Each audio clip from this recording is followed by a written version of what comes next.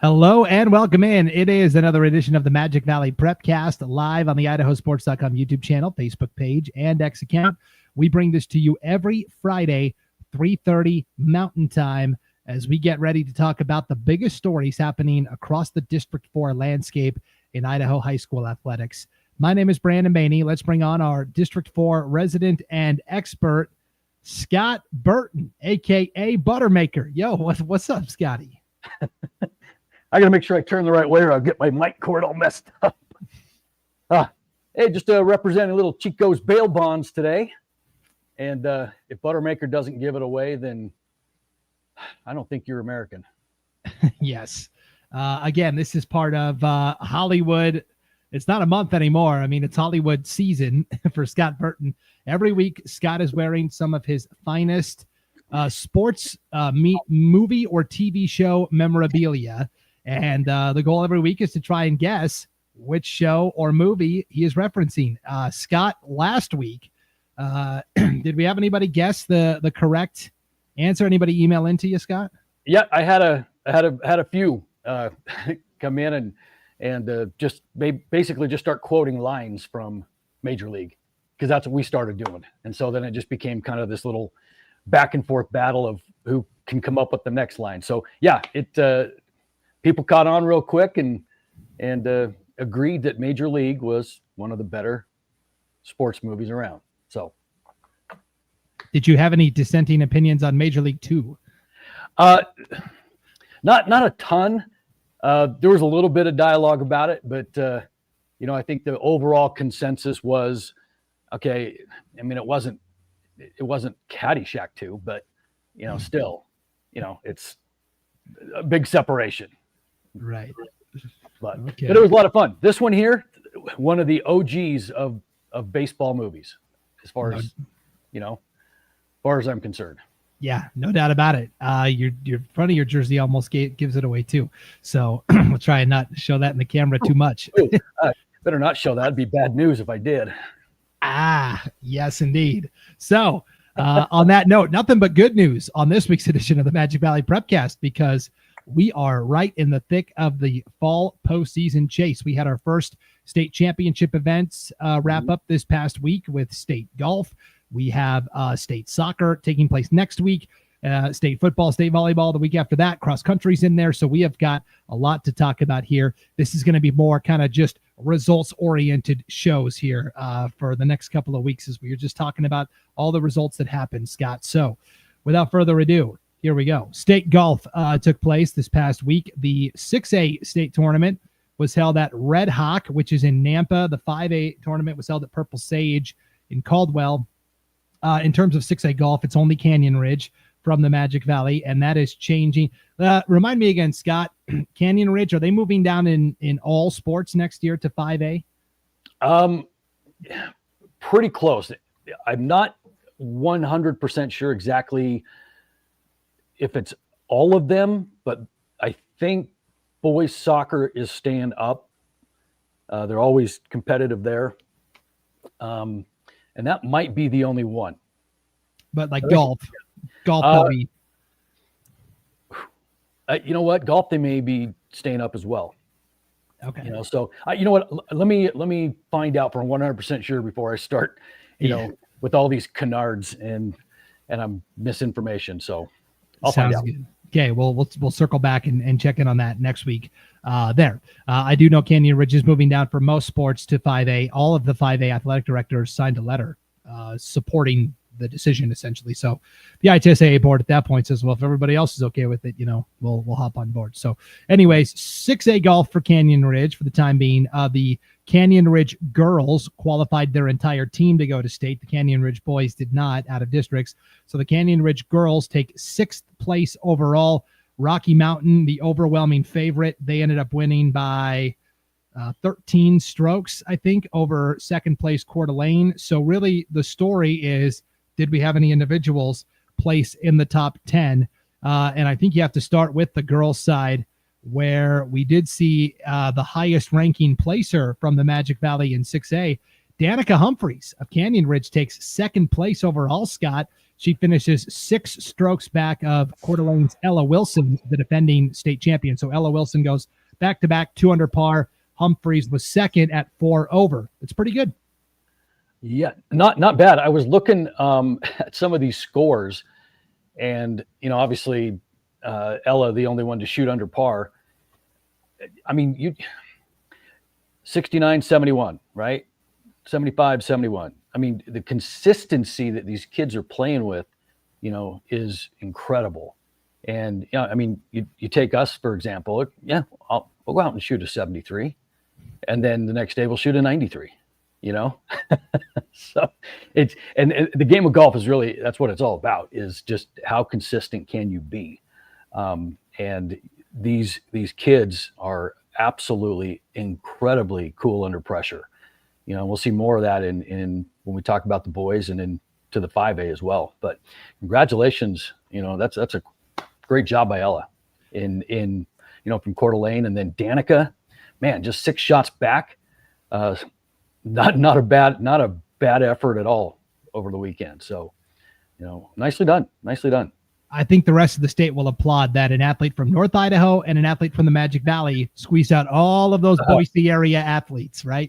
Yes, they did. Yeah, and you're right. Don't tell me that stuff doesn't go unnoticed, because it does. I mean, obviously you do, but that everybody else is seeing the same thing. So congratulations. 100%. Okay, let's go to the 5A tournament. Headline: the Twin Falls girls do it. They knock off Bishop Kelly. In fact, Bishop Kelly took third. A distant third, actually. Middleton took second. The Twin Falls girls, Scott, run away with the team title. 2-day total of 670. That was 52 strokes over Middleton in second place. I mean, that is monumental in terms of a win. Oh yeah, they weren't even touched, and you talk about how you score. I mean, most of these schools are going to have a 1 and a 2, especially a 1. It really, where it's 1 is the back end of things. What are your 3 and 4 going to do? Because all the 1s and 2s are going to be relatively within a few strokes of each other. But Twin was able to put all 4 in the top 12, and that is huge. Middleton, they took 5th, 13th, 14th, and 20th. So it's the back end that really does make a difference when you tabulate these scores. And overall medalist from Twin, Gracie Payne, shot 5 over for the weekend and beat the BK girl, Kara Carter, by 3 shots. And then another one in the top 10 with Colette Jenkins. She took 6th, and just outside the top 10 was Katie Thompson, who placed 11th, and then May Likely took 12th. So, boy, what a strong showing from that Twin Falls golf group. Yeah, really big task for Payne to knock off Kara Carter. She finished 3 strokes ahead. Kara Carter was the defending 5A state champion on the individual side. And she is going to, I'm trying to remember, it's a Division I school. It might be Wisconsin, maybe. Like, she's a Division I golfer that Gracie Payne just took out. So I know that's we've seen, the Payne family, we'll talk about Brody here in a minute, but what a strong golfing family that is. And, Gracie's going to have her choice of places eventually to go as well. Yeah, no doubt about it. So you mentioned the lineup for Twin Falls here. Gracie Payne ends up taking first place. Taking 6th was Colette Jenkins. Katie Thompson and May Lickley go back-to-back at 11 and 12. And then even the number 5 golfer, Scott Adri Western, she finishes 22nd. So all 5 basically in the top 20. Yeah, and that is hard to do. Like we said, you can get 1 or 2, 3. It's that last one that always kind of gets you. And you put 5 on the team, and then you just take your top 4. Right. But just for those that don't know how it's scored. But yeah, it surprises me that Middleton got by Bishop Kelly, because when you talk about golf, no matter boys or girls in 5A, it is the same conversation every single year. Who's it going to be? Is it going to be Twin? Is it going to be BK? But this time Middleton sneaked in there and got Bishop Kelly by 10 shots. And and took second, knocked the Knights down to third. So, congratulations to them, but a huge, huge shout out to the Twin Falls Bruin lady golf team. What a performance. For sure. Also, shout out to Julie Clefforth of Mountain Home. She finishes in the top 10 as well, Scott, at 8th overall. So that was an awesome job there. She actually finished in a 3-way tie with Colette Jenkins from Twin and Reagan Larson from Emmett. And from there, they go to the scorecard, right, Scott? And they just look at how you did on a certain hole. They pick a hole at random, and then they see who did the best on that hole, right? Yeah, pretty much. So it's basically, that's what you do. Luck of the draw. Yeah. So congratulations there. And then how about the boys side? Twin Falls doesn't quite earn the sweep. They take second overall in the team race too. Darn Bishop Kelly.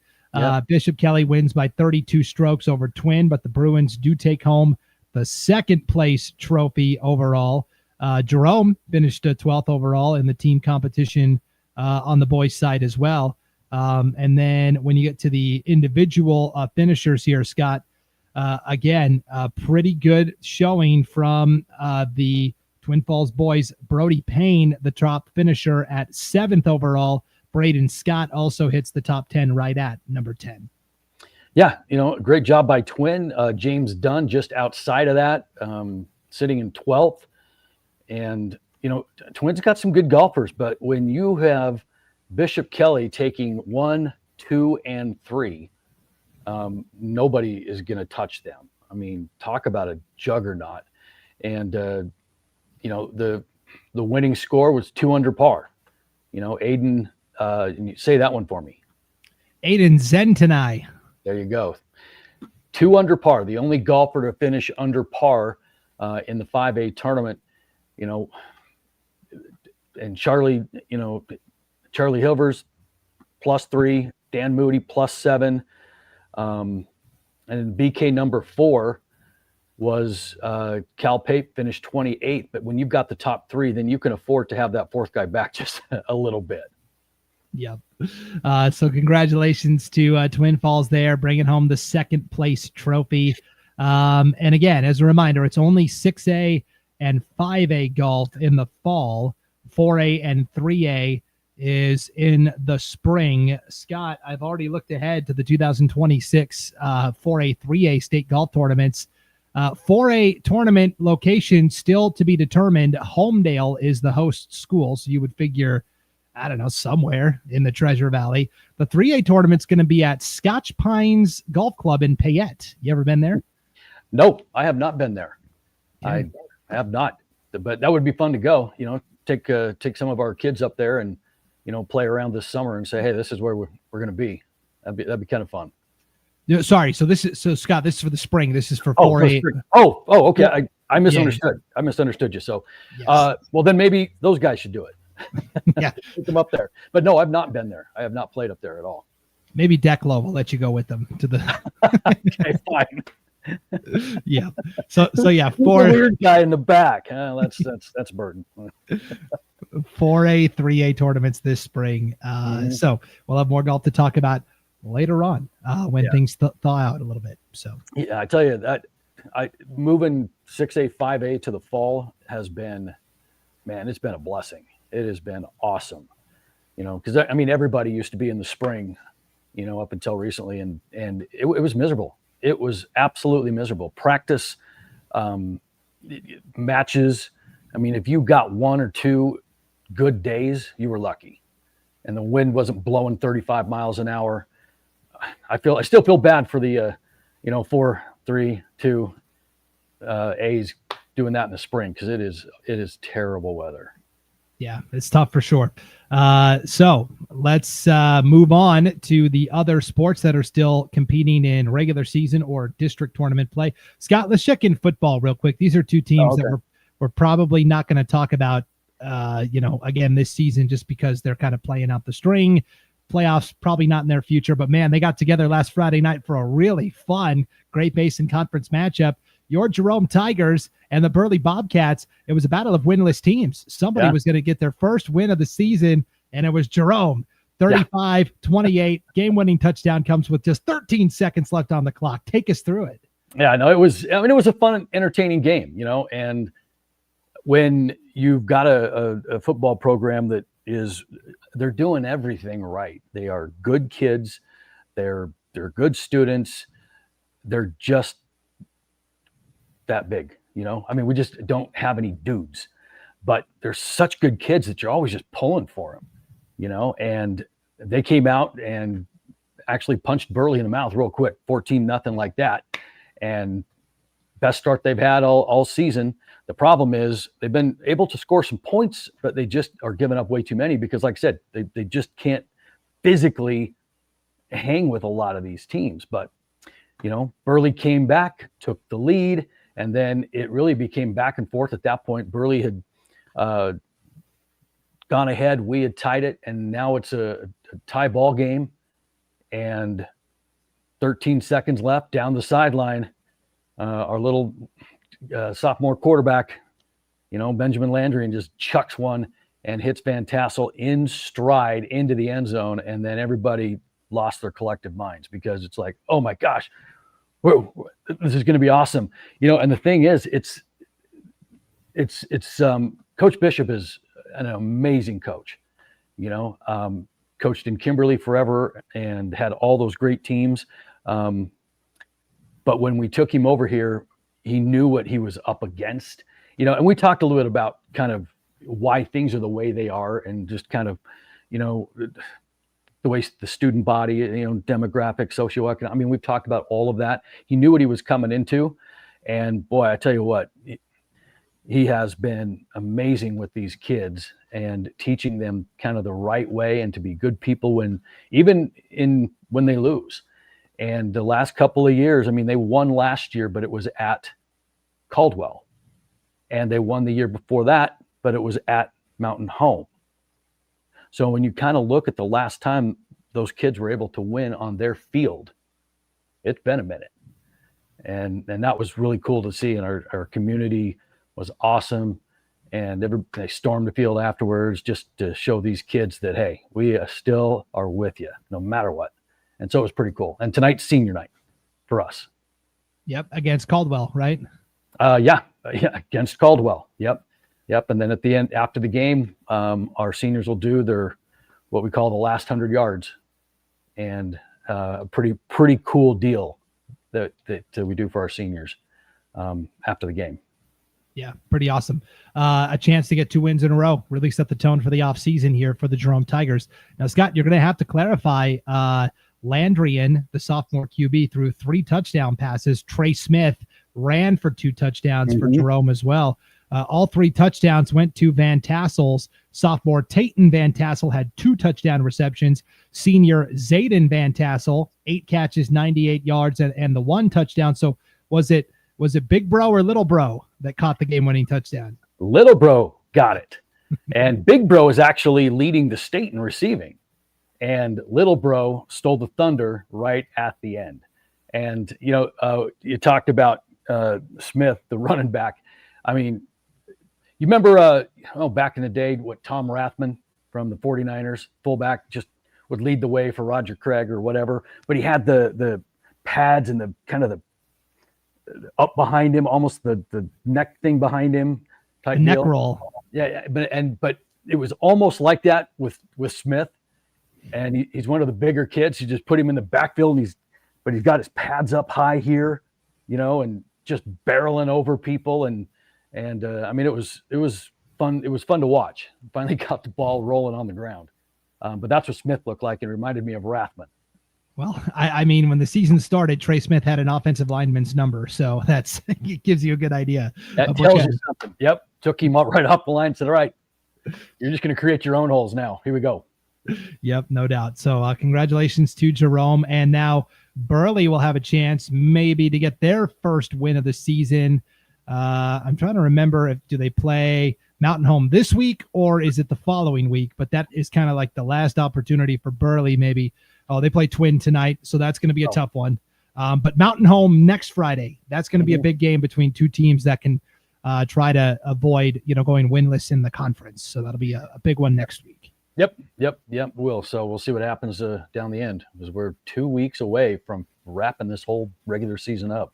Crazy. Yeah, crazy to think about. That is for sure. Well, Scott, we have reached the postseason in all of our other sports. Obviously, golf is done, but soccer and volleyball district tournaments have taken place. We have state tournament play-in matches for soccer this weekend. Canyon Ridge is going to host a couple of them right in the middle of the state. And then we will have district volleyball really getting going this weekend, Saturday, and then into next week. So it's that fun time of year where I'm going to share my screen. We're going to put all the brackets up on the screen and just kind of update everybody on where all of our Magic Valley teams are currently located. We'll start with girls soccer first. Does that sound okay to you, Scott? Okay. That works for me. I just got to make sure I bring it up here. Okay. Okay. And for everybody watching online, I always say make your screen full size so you can see the brackets a little more clearly. If you're listening audio only at IdahoSports.com or wherever you download and subscribe to podcasts, it's all good. We have the brackets on our homepage at IdahoSports.com. You can follow along there. We have to start 6A because of Canyon Ridge. On the girls soccer side, Scott, Canyon Ridge is still alive. They came in as the number 2 seed into the district tournament. They got a 2-1 win over Madison in the semifinals. They lost to Highland, the number 1 seed in the championship, 8-0. Shows you how good Highland is this year. And then last night, Scott, Madison and Rigby play this wild game that's 1-1, goes to the penalty kicks. Rigby, the number 5 seed out of 5, is still alive. They beat Madison in penalty kicks 4-3. And so now it's the Cinderella Rigby against Canyon Ridge on Saturday at 11 a.m. The winner of that game will go to state. So the Riverhawks, a great opportunity to advance here tomorrow. Oh, yeah. I mean, Canyon Ridge is in great shape. I mean, it's been Highland's, conference from the get-go. Highland, amazing team, 14-3, unbeaten in conference play. But, there's Canyon Ridge right behind them. The only other team in the conference with a winning record is Canyon Ridge, and they're sitting at 9-5. Rigby, and you're talking about them. They finished 2-13, and then caught lightning in a bottle, and here they are. So if you're Canyon Ridge, this is probably the what you want. And the winner of that game tomorrow, and there's a lot of these play-in games tomorrow or these deciding games, will head to state. So good luck to them. I think they're in great shape. Rigby's not used to being a Cinderella or an upstart in many sports, but girls soccer, one of them. So that's for sure. Yeah. I mean, they hadn't gotten a conference win all year until they get to the tournament. So I guess, best time to pick them up is then. And I'll say this more than once today. Every coach wants to decide it in regulation. So you play 90 minutes of regulation. If it's still tied, you go to a 10-minute overtime. If it's still tied, you go to double overtime, a second 10-minute overtime. If it's still tied at the end of the second overtime, you go to the penalty kicks. You go to the shootout. And every coach wants to avoid the penalty kicks at all costs because that levels the field significantly. That's where it doesn't matter what your seed line is. It could come down to 1 or 2 kicks, and that's it. Yep, and that's exactly right. You do not want to go to PKs because if you are Rigby and you are going up against Canyon Ridge, you get to PKs, flip a coin at that point, right? Heading into it, Canyon Ridge heavy favorite. Get to PKs, who knows? To make soccer such a beautiful and frustrating sport all at once, for sure. Absolutely. All right, 5A, Scott, Great Basin Conference. Twin Falls, the district champions. They beat Wood River in a shutout 4-0 on Wednesday. So the top-seeded Bruins advancing to state. Last night, Wood River and Jerome, the 2 and 3 seeds, got together.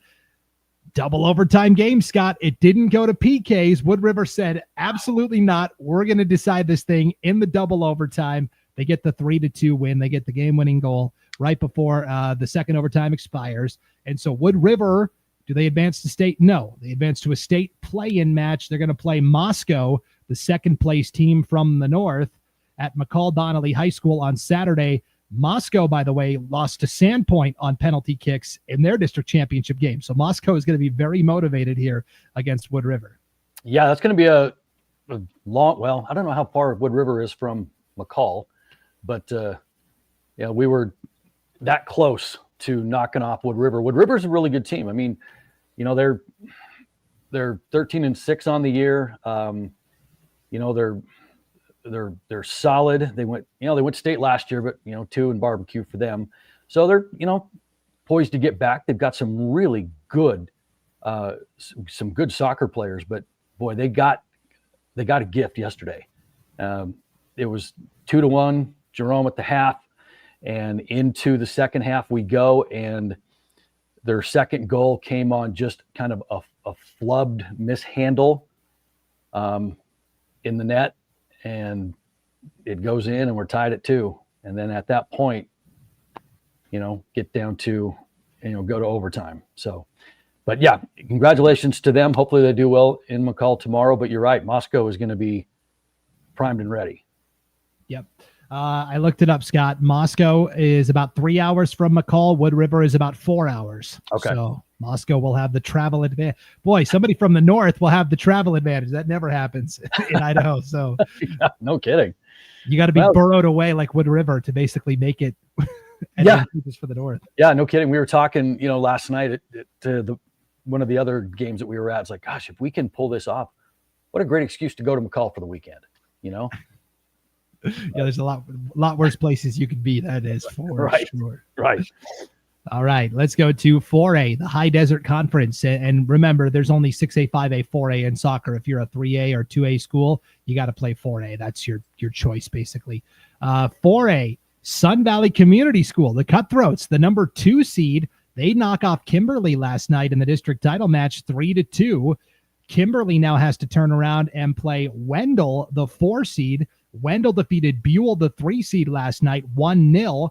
And so it's Kimberly hosting Wendell Saturday at 1 o'clock. The winner of that will also advance to state along with the Cutthroats. High stakes here. We're used to, and we're going to talk about Wendell on the boys' side here in a second. But boy, the Wendell girls, it's been a while since they've been able to break through in this district. And Wendell's girls have a prime opportunity in front of them. And for Kimberly, the number 1 seed, to not make it to state would be very shocking.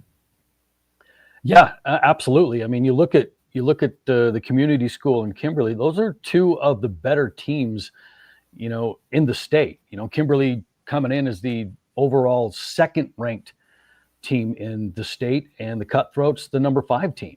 Those are really 2 good teams. And, Kimberly's got 2 losses on the season, both of them to the Cutthroats. So what a job by, the community school. And Kimberly, see how they rebound from that. I mean, it's not going to be an easy one, to get there, but it's always interesting to see after a tough loss that, I'm sure they didn't expect to lose, but how are they going to respond? That's going to be the interesting thing. Yeah, and we should point out Kimberly and Wendell did play in the district semifinals earlier this week, 3-1 win for the Bulldogs there. So they do have recent, and they did sweep Wendell this season as well. But man, playing the same team 4 times, it's hard sometimes. So we shall see. Okay, Scott, boys soccer. Let's check in at 6A with Canyon Ridge. They were the number 3 seed in this affair, and guess what? Canyon Ridge is still alive on the boys' side as well, Scott. Despite being 1 seed line lower, the Canyon Ridge girls were number 2. The Canyon Ridge boys are number 3. They upset Highland 2-1 right here in the district semifinals.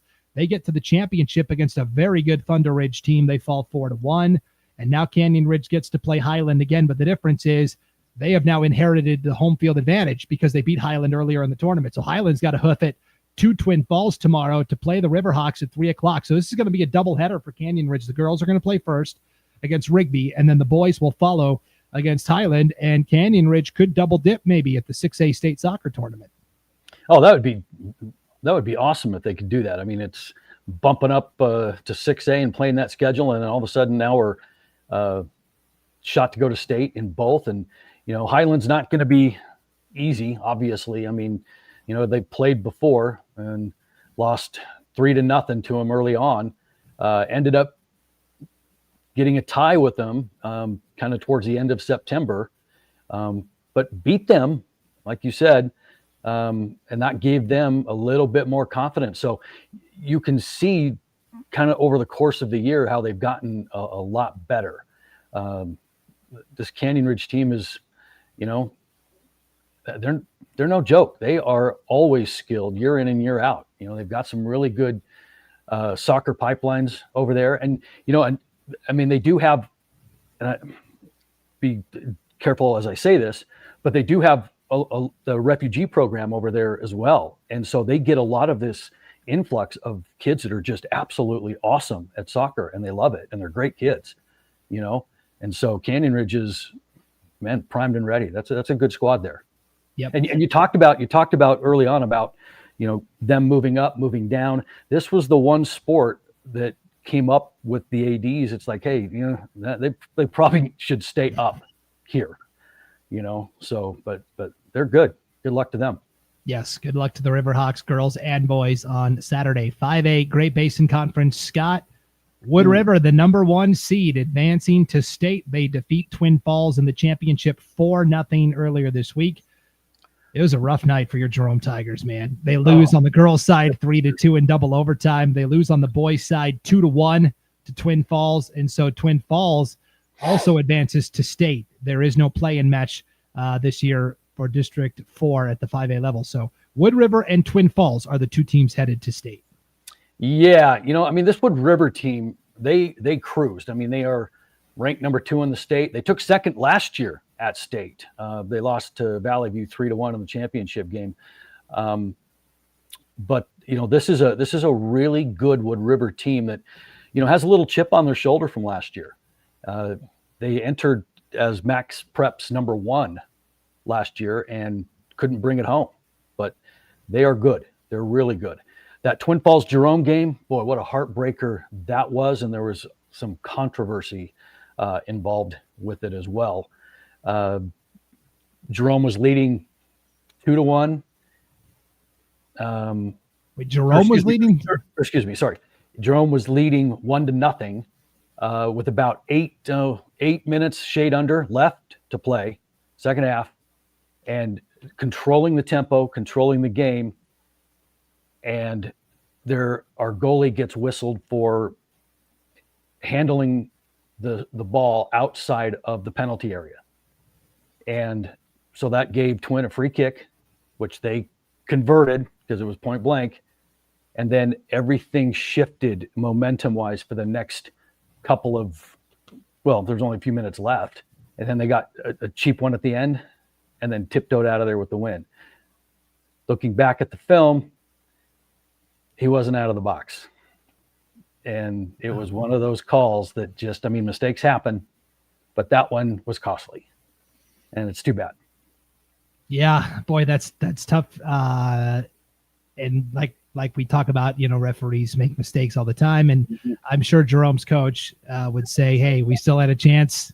It was 1-1 and we gave it up late. So that's But yeah, and that's just the way it goes, So Twin making a return trip to state. They went 2-out last year, losing to Valley View and Century. So we'll see if they can, advance a little bit further this time around. All right. Well, good luck to both Wood River and Twin Falls at state next week. And all the state tournaments are taking place in the Treasure Valley this year as well, boys and girls. 4A, District 4, the Wendell Trojans defend their title, the number 1 seed. They're going back to state. They are the reigning state champions, of course. They have that incredible team we chronicled earlier this season on the Magic Valley Prepcast where pretty much everybody was back from last year's team. I think one senior maybe was gone. Yeah. But Sun Valley Community School is also really, really good. This one, Scott, was scoreless through 90 minutes of regulation and 2 10-minute overtime periods. So doing the math, that is 130 minutes of scoreless soccer. It goes to penalty kicks. Wendell wins 4-2. And now Sun Valley Community School is hosting Gooding, the number 3 seed, tomorrow in Haley, actually in Ketchum, 1 o'clock kickoff there. And the Cutthroats will have to earn it the hard way. They did beat Gooding 3-0 earlier in the tournament. And so we'll see which one of these teams can advance to state. Yeah, boy, what a game that was. You talk about just some outstanding play in the net. There's a video, a sequence from the Cutthroats goalkeeper, Cal Davis, who was faced with a point blank free kick. And those things are, those are hard to stop, but he stopped it. And then another one came at him, and he dove and he knocked that one away. And it was a sequence that was unreal. As a matter of fact, it's on our front page. If you go find those news links, and it's pretty cool. So, man, and these are two of the better teams in this division. I mean, obviously Wendell, the defending state champs, coming in ranked number one loss on the year, and that was to Sugar. And then Sun Valley coming in ranked number 4 in the state, with a 14-2-3 record. Their losses are to Wendell and Wood River, So these are really good teams, and it'd be cool if they found their way back to a title game at state. But first, the Cutthroats have got to get there. Yeah, this is from our friends over at KMVT in Twin Falls. Let's see. I'll try to bring it up on the screen here, Scott, and show it. They got pretty good footage of this free kick here from last night. Yeah. There'll be no sound, but you'll be able to watch it at least. So this is point blank. Boom. And denied. And then a second time denied. And then finally one of his defenders said, oh, maybe I should help out, and kicks it away. So. Yeah. Yeah. You don't see that very often. And that is pretty cool. And then there's another great save, So, I mean, this guy was just getting hammered and came up big time after time. And then, like you said, here we go, PKs, and anybody's game at that point. And, you can't fault, the goalies anymore, especially when they've played to a 0-0 tie for about 2.5 days. And now you expect them to stop every penalty kick. Oh. Yeah. Easier said than done. And then there's Wendell celebrating with the win there in penalty kicks. So yeah, pretty epic for sure. Yeah. Good footage there from KMVT. They're kind of like it right now for Magic Valley sports coverage. The other media, they're not doing much. So good work there. Yeah. Right. Yeah. Anyways, moving on. Volleyball, Scott. Oh yeah, that's right. Volleyball let's talk a little district volleyball here. We'll start 6A, where Canyon Ridge is competing. They are the number 5 seed. Tall order here for the Riverhawks. They got to play number 1 Madison right out of the gates. Madison undefeated on the season. And even looking at this tournament overall, Rigby is also a team that's probably going to make it to state. Those are the two clear favorites here. This tournament will take place at Madison High School in Rexburg. So Canyon Ridge has got to go. I mean, in terms of conference opponents, I think that's the furthest you could go is Rexburg, just past Rigby. So they're going to play Madison on Tuesday. If they fall there, they will have to turn around, or if they win and pull off, the incredible, then they're sitting good. They don't have to play again until later in the week. If they lose, they'll have to play the loser of Thunder Ridge and Highland right away. And so for Canyon Ridge, it may be a short trip to Rexburg and back. Yeah, I mean, I just don't see how they're going to pull this one off. I mean, it was a campaign this year that, saw two wins, a 2-23 record, winless in the conference. But, again, when you've got teams like Madison and Rigby in your conference, I mean, that does kind of speak to why some of those losses are there. But yeah, that's going to be almost impossible, I think, for Canyon Ridge to advance. But, I don't know. They've got some good teams in that conference. Yeah, Madison and Rigby both for sure. Could come home with state trophies this year. That's how good those two are. So, all right, 5A, Great Basin Conference. Scott, this already got started with some play-in matches earlier this week. Number 3 Minico defeats number 6 Mountain Home 3-0. Number 4 Jerome defeats number 5 Burley 3-2. It went that 5th set, but Jerome did pull it up.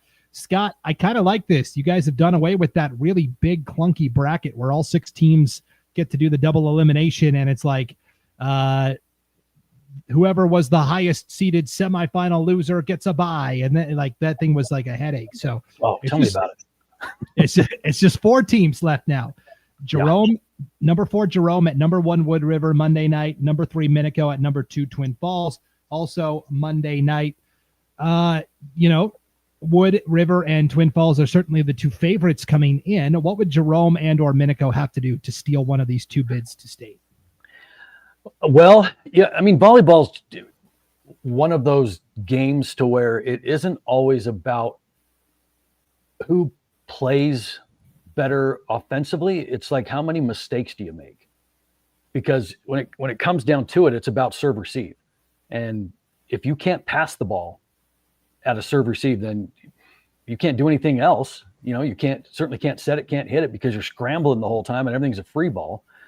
So whoever it is going to have to eliminate mistakes. And that's one good thing about, what Wood River does.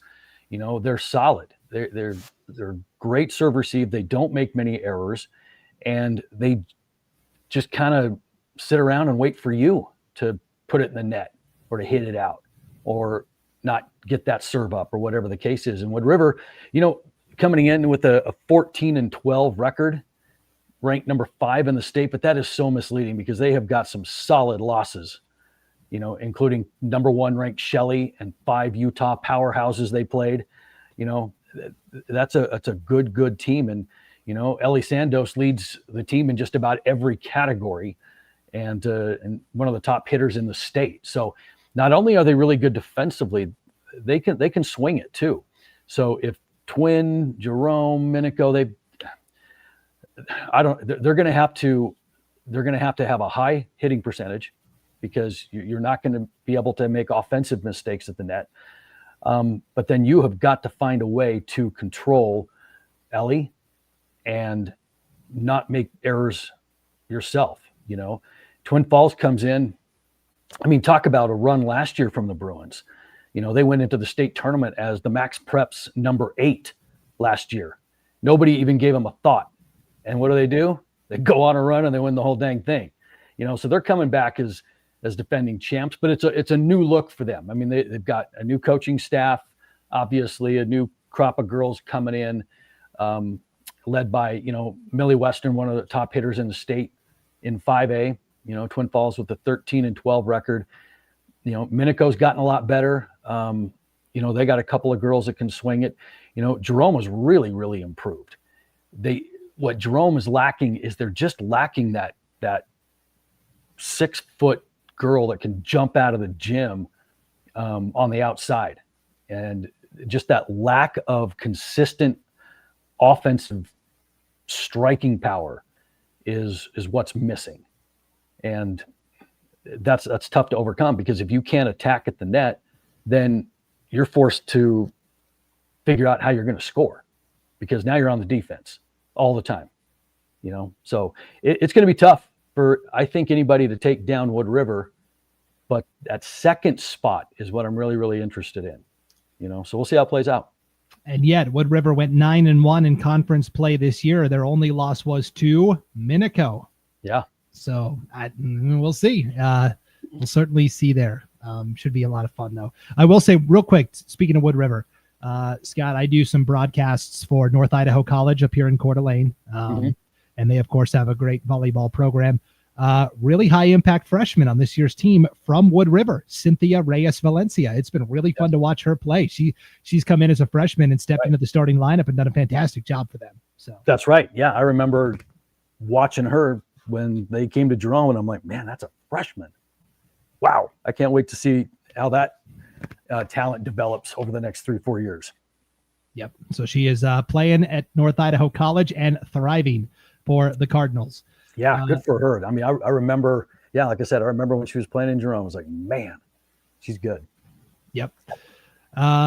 Okay. We're going to move on, Scott, to 4A District 4. This is a 4-team affair. Kimberly, the 1 seed, Filer, the 2 seed, Buell is 3, Gooding is 4. Pretty straightforward. Kimberly is going to host all the action on Saturday. It's going to be Kimberly and Gooding up first, Filer and Buell up second. Kimberly got a nice victory last night on senior night. I believe, I'll have to double check. I think there's only 1 senior on the team this year. And let me double check that and make sure I didn't misspeak. But maybe 2 seniors on this year's team. But they get a nice win last night over Gooding, 3-0. Now they're the number 1 seed. They get to play Gooding again right away. And Kimberly comes in as the favorite, 6-0 in the conference this year, 16-7 overall. And Filer is kind of the clear number 2.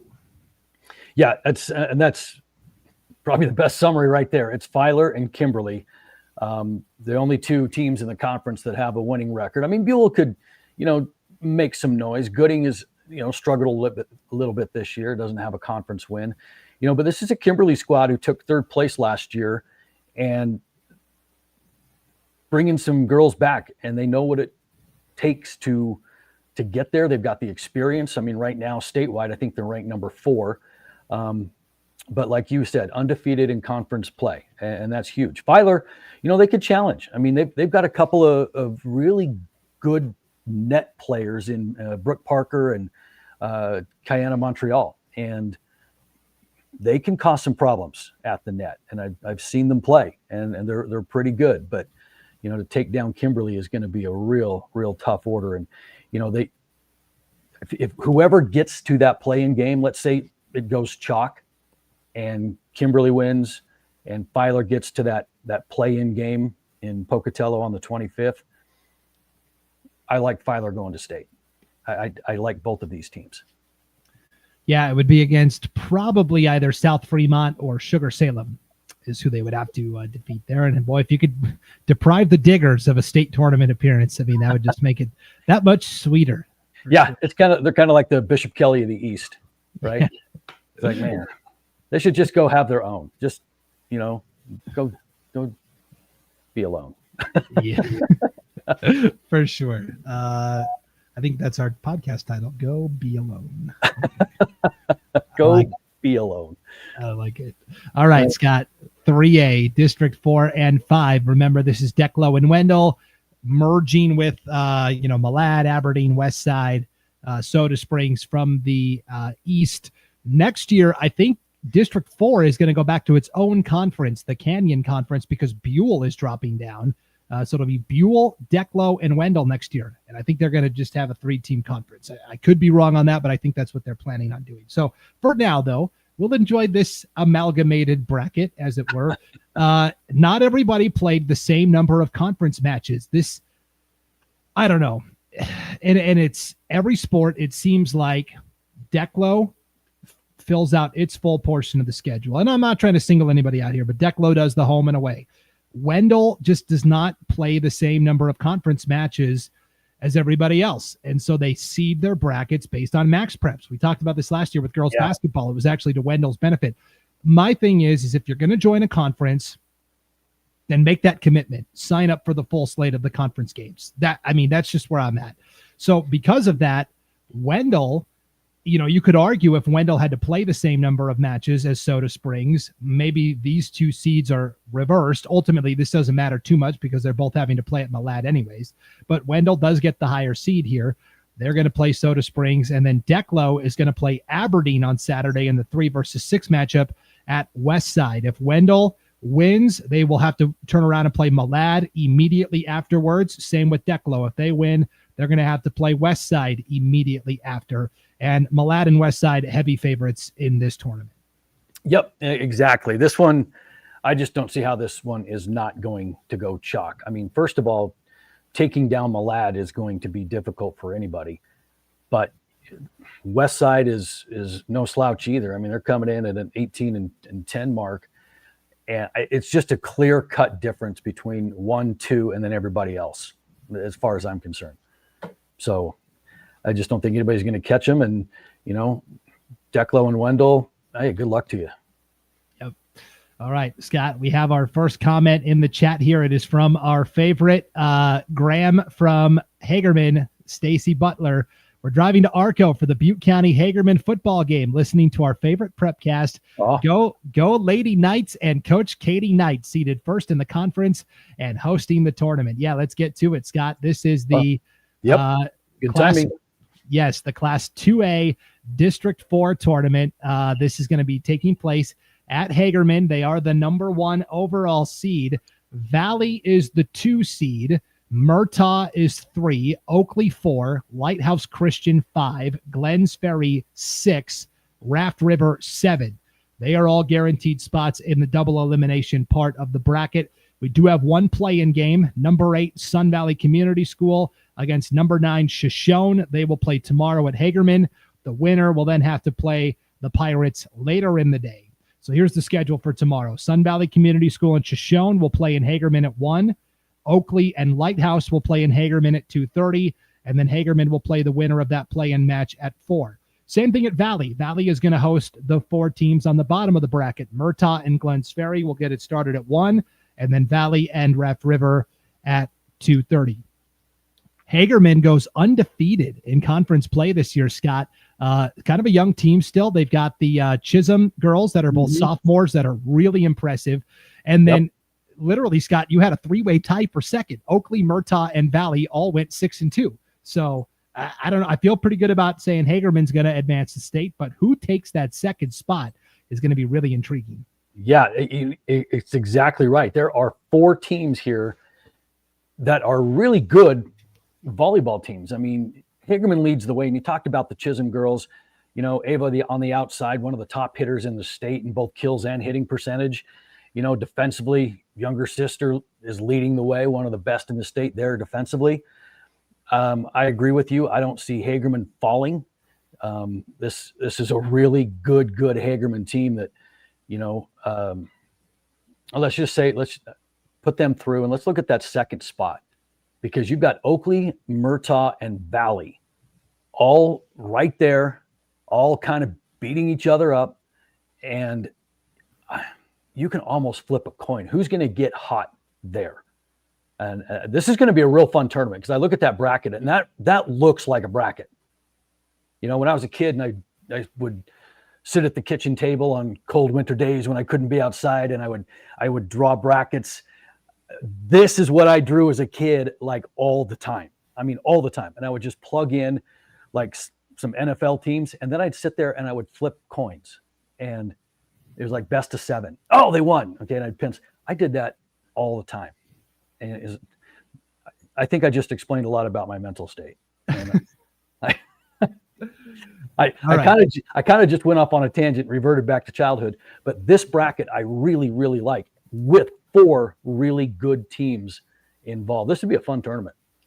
And Scott, Jerome once again will be hosting some of the later matches here. Yeah. The 4th place match, and basically the 3rd place match, and then the 2nd place match where the winner will get to go to state will be at Jerome next Saturday. So to alienate the schools that may be at your school, let's go ahead and predict who is going to be that second team that makes it to state. I know who I like.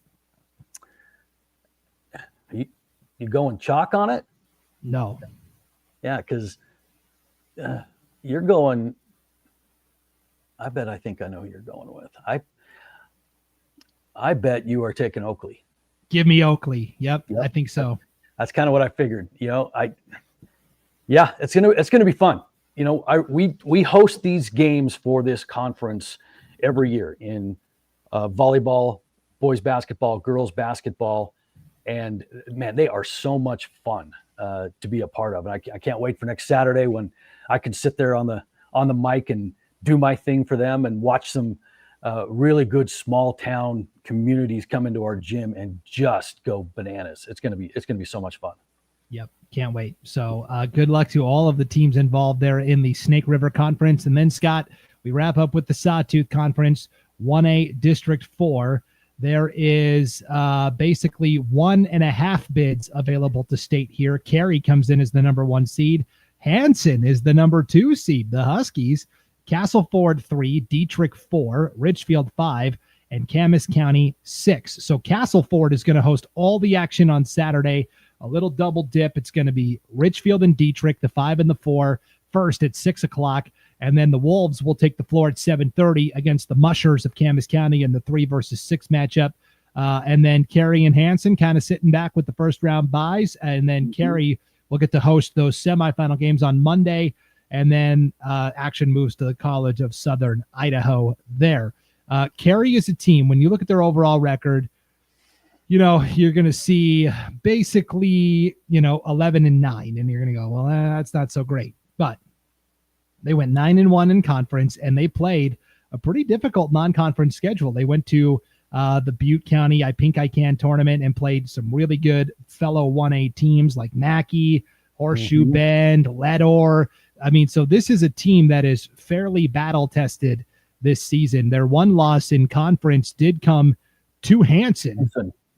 by a 3-1 margin, but then Carey swept Hanson in the most recent matchup 3-0. So I don't know. Carey and Hanson sure look like the two favorites. I think they are. I mean, Carey, and you hit it right on the head. You look at their record 11-9. Well, that included that 6-match losing streak, kind of in the middle of the season where they were going to those tournaments, playing those real tough teams. And, Hanson hand them the only conference loss. So if anybody's going to get Carey, it might be 10-7 Hanson, but I think that's going to be fun. I do think those two are on a definite collision course in the conference final. Yes. And again, winner gets to go to state. The loser will have to play the third place team from East Idaho, which could be Mackey, Rockland, Leadore, or the defending champions from Grace Lutheran, even possibly. And so that is going to be very difficult. That's going to be a very tough matchup to win. So you definitely want to win the district title, because if you have to go play one of those East Idaho teams, I don't know that you're making it through. We'll see. But yeah, no, you're absolutely right. And that conference there, they have got their top 3 teams less than 10 losses. I mean, Rockland, Leadore, Mackey, you don't want to see any of them. And Carey did during that stretch. So yeah. I agree 100%. You better win this thing, because second place has their work cut out for them. All 3 of those teams, Rockland, Leadore, and Mackey, they all went 9-1 in conference. They all beat each other. So yeah, exactly. And not all of them are going to state either. So somebody's going to be very angry in a play-in game. 100%. So, and they'll have the home court advantage in Pocatello as well, at Pocatello High School there, not too far to travel. So, all right, Scott, that is it. The postseason is upon us. When we come back next week, we will have state soccer to talk about. We'll have, first round action from state soccer to recap. We'll know most of the volleyball picture. We'll be able to set up some of those state tournament play-in matches and the final week of the football season as well. And we may have a good idea of who's qualifying for the postseason and who isn't. So buckle up, Scott. It's a fun time right now. Everything matters. So we're going to have a lot to talk about next week. That's for sure. No doubt. All right. Well, thank you for tuning into the Magic Valley Prepcast, everybody. For Scott Burton, my name is Brandon Baney. Enjoy the competition tonight and this weekend, and we will see you back here next week for another edition of the Magic Valley Prepcast on IdahoSports.com.